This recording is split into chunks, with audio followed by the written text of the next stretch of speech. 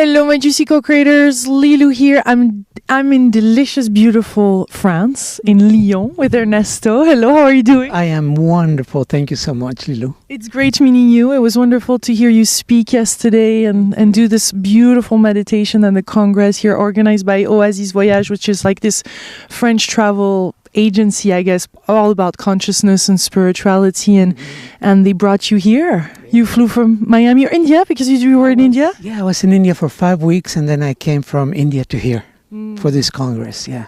So we're going to speak about very delicious, important things. We're going to speak of the Akashic Records and the shamanism and the healing that takes place. And I just love those topics. And I know that more and more beautiful co-creators out there are really interested about those topics and consciousness. How do you feel about what's happening in the world? I think I have witnessed a wonderful explosion of the desire of people to deeply connect to themselves. I think that most people are tired of the materialism and consumerism that has prevailed in our societies for a long, long time. And many people are moving towards shamanism or wanting to know that because it connects us to our ancestral roots. And we are going back to basics in many ways. And I feel wonderful. I think that it is a wonderful evolution that the planet is, and the people of this planet are going through to discover themselves, to discover their true and unique nature, which is something that we had lost because of what society has given us in the past. So I think that we are rewriting the future. We have enter a brand new cycle of 26,000 years. You know, December 21st, 2012 marked the end of one cycle, but it's just the beginning of another one. And we are in the predicted age of Kali Yuga. And Kali Yuga, tell us. Kali Yuga. Kali Yuga.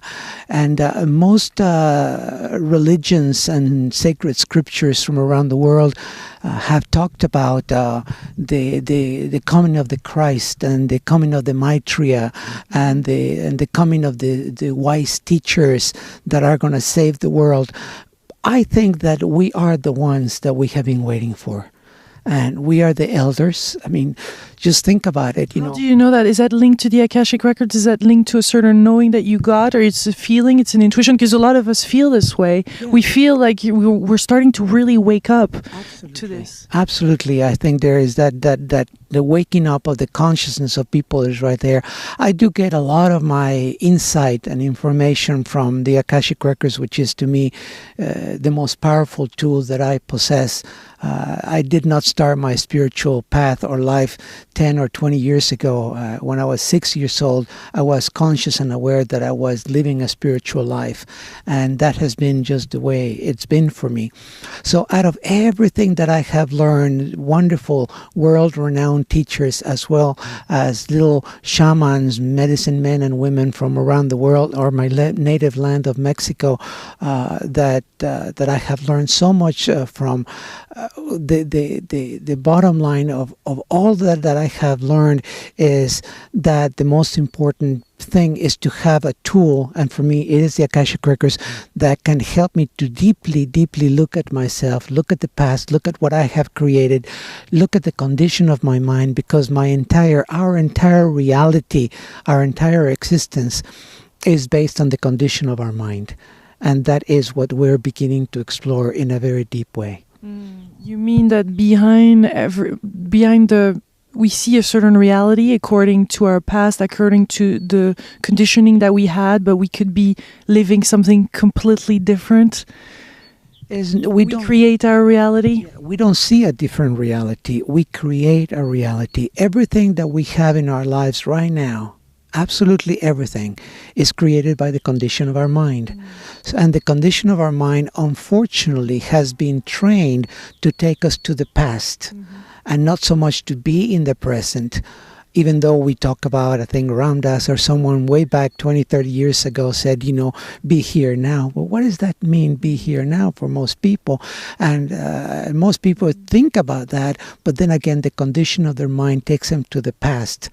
So by being truly in the present, we can, and examining or knowing the condition of our mind, we can get rid of the blockages, the patterns that have been not only self-imposed but imposed by our family dynamics and our family dynamics. Our parents, many of us struggle with the childhood that we had or the parents that we had, and we have to realize that they have done, that they did, or they are doing the best that they can, based on what their parents did, our grandparents. And many of those are coming from the era, the time of the Depression and lack and struggle. And we have carried the imprint of that to the present time.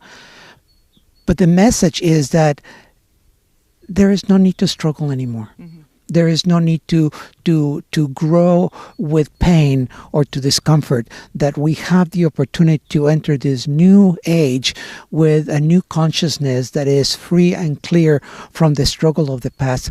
So as long as we change the condition of our mind and we have a tool that can help us to do that exploration, and there are many tools, but for me, the most powerful tool out of everything that I have learned is the Akashic Records, because the Akashic Records give me the opportunity to be deeply connected with Spirit, which is what most people want, to have that intimate and deep connection with Spirit. Well, I have that, and I've been teaching the Akashic Records for close to 20 years. And explain us how it works. Where are they? How do we connect with them? How does it work? Bring us to this world of the Akashic Records. Well, the Akashic Records are known in all sacred scriptures with different names. In the Christian Catholic tradition, which is what most people are familiar with, is mentioned in the Bible, in the book of Revelations, as your book of life. So basically, the imprints of all the actions, all the thoughts that we have in this lifetime are recorded into this personal book of life. And the masters and teachers, the lords of Akasha, they keep a record of that progression of our soul from the time of its inception to the present. Akasha is a Sanskrit word that means primary substance. So we are talking about that primary substance of the self. So the Akashic Records are the past and the present, and the possibility of the unfoldment of future events. So the Akashic Records brings us to the present moment in order to examine the past, to look at the conditions that we have created in the present, and then make the right choices so we can move into the future. Do you get that information right away? I guess it's the time and space doesn't exist when you look at them. How does the information present itself? Is it a question that you have and you get an answer? Is that just the right information right away comes? Is there a prayer accompanied by that? Right. There is in today's world, there's a number of people out there teaching Akashic Records, many through different psychic meditations, etc. The way that I teach the Akashic Records is using a sacred prayer that was given to us or handed down to us from the Mayan tradition. Again, the Mayans, taking a very important role in everyone's lives. So this sacred prayer basically opens a portal of energy so we can have a direct link between the masters and teachers, the lords of Akasha, and ourselves. And once we are now connected to this energy, then we have the opportunity to dialogue with the masters and ask questions. And the art of questioning is really one of the most important things to learn when we start investigating ourselves, because what that does is takes us from the present moment or any condition that we have created, any pattern of addiction or codependency, pains, including mental, emotional, physical, or spiritual as well. The Akashic Records, or through the art of question, we can go back to the root cause. And that root cause is really the most important, because that is the imprint that created the condition. And in many cases, that can either be in this lifetime, from family dynamics, etc., or an imprint from a previous life. And we have the opportunity through the Akashic Records and the art of questioning to go back and explore this, get to the root cause, and then clear it. Once it's cleared, then we're free.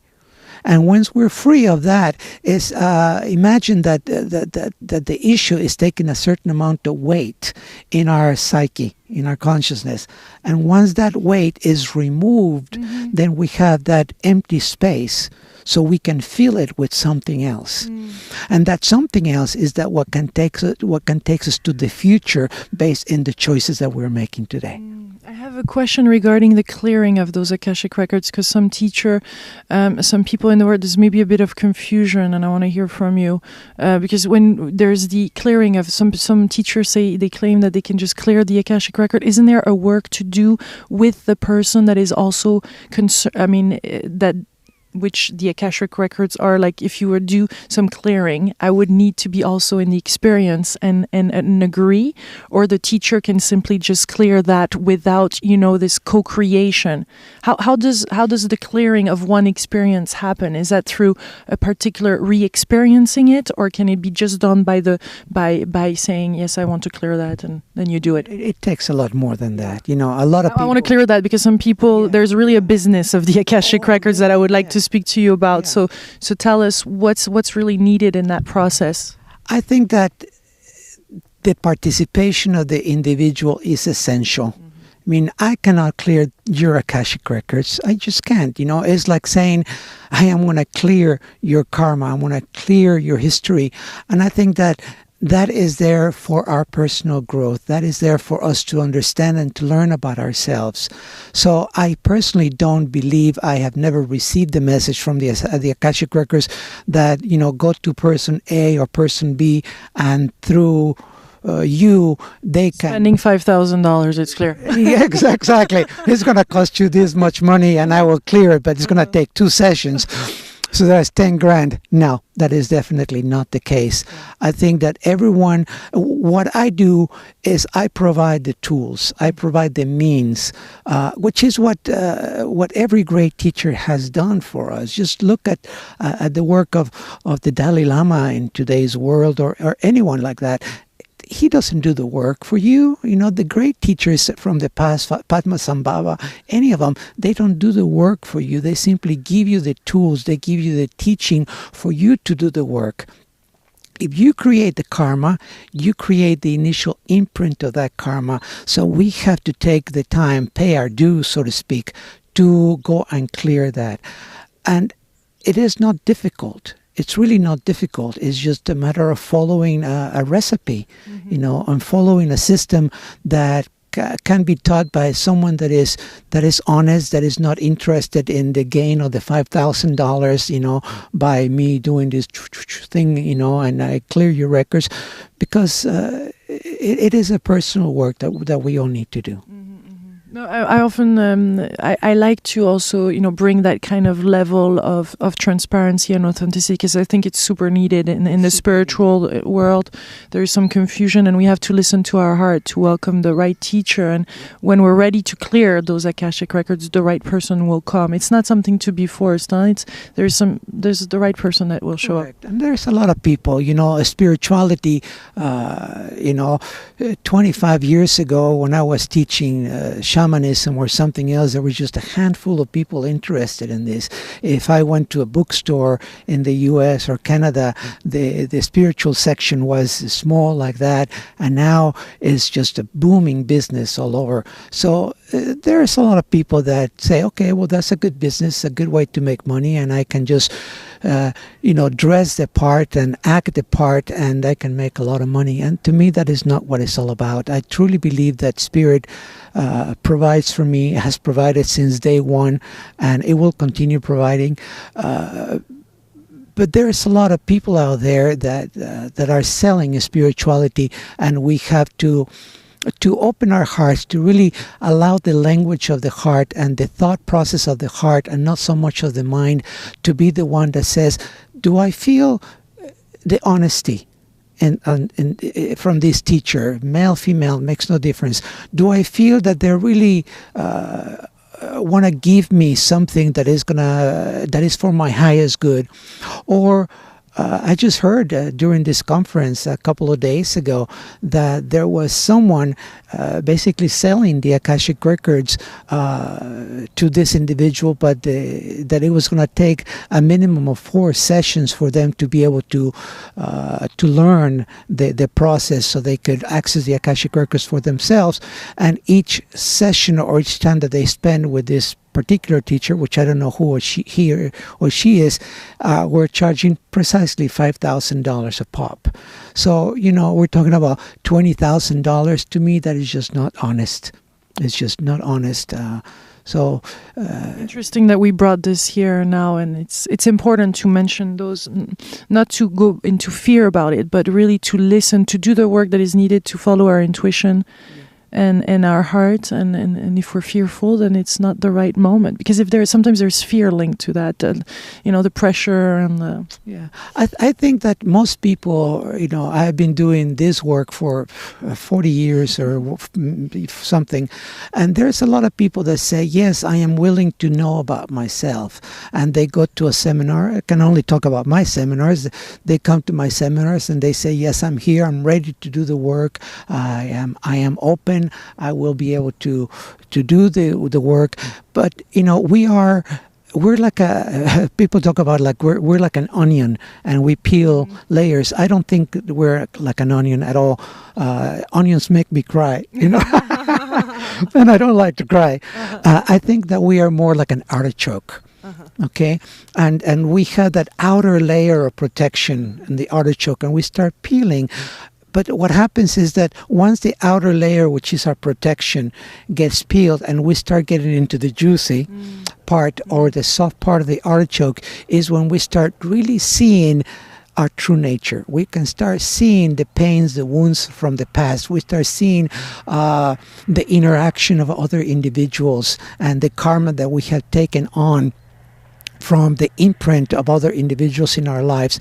And many times, it's scary. So people run away. People shut down and they say, that's enough. No, I don't need any more. And they pretend that they continue a spiritual path, but they keep it superficial. I think that someone that really wants to know, that all say know thyself, which is ancient, right?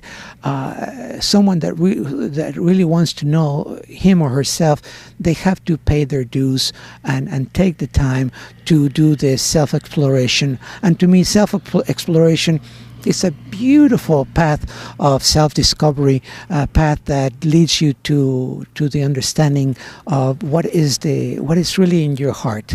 That's why I call my company, my company's name is Journey to the Heart, because that is the journey. It's the journey to the heart. And what is even more interesting, this happened to me 5 years ago. I was in my Akashic Records, and the master said to me, okay, Ernesto, you are now ready to explore the back of the heart. And when they said that to me, it's like, wow, the back of the heart. I have always thought about, and I've done hundreds, maybe thousands of meditations that are heart-centered, but I have never... Special place, we've heard of the special place in the heart, that is locked in, that is, how do you call it? Well, the Shanti Ishta in Lakota is the eye or the center of the heart. But what they talked about is, when I said, well, what do you mean the back of the heart? And they say, imagine or look at the moon, and you always see one face of the moon, but in order to see the back side of the moon, you have to take a spacecraft, a rocket ship, whatever, and go behind it and then explore from behind. So when they said, wow, yeah, when they said that to me, I just went, whoa. So I went to this deep meditation, and I imagined that I was just going behind my heart, and then I look at my heart from behind.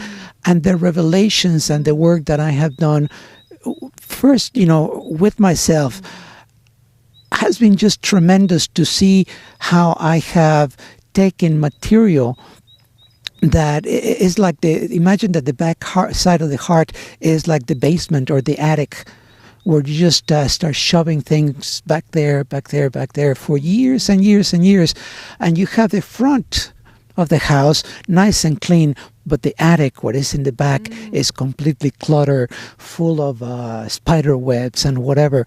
So this was a beautiful message, and I have asked the question, to hundreds of people during my classes in this past few years, how many of you have gone to explore the backside of the heart? And everybody goes, what?